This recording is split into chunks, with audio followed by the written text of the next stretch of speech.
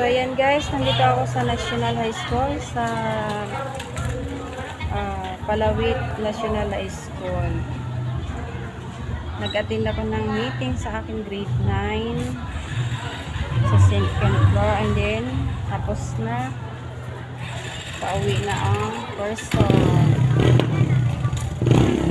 So ayan ang kanilang campus sa loob.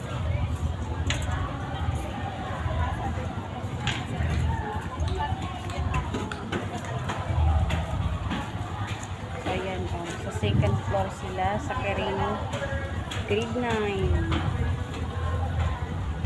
Ayan. So pauwi na, tapos na, uwi na tayo. And then, didiretso na ako sa grade 2 ko. Susunduin ko na rin siya.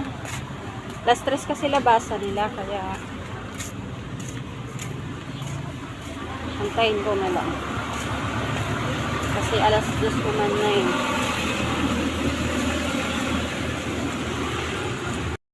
Ayan.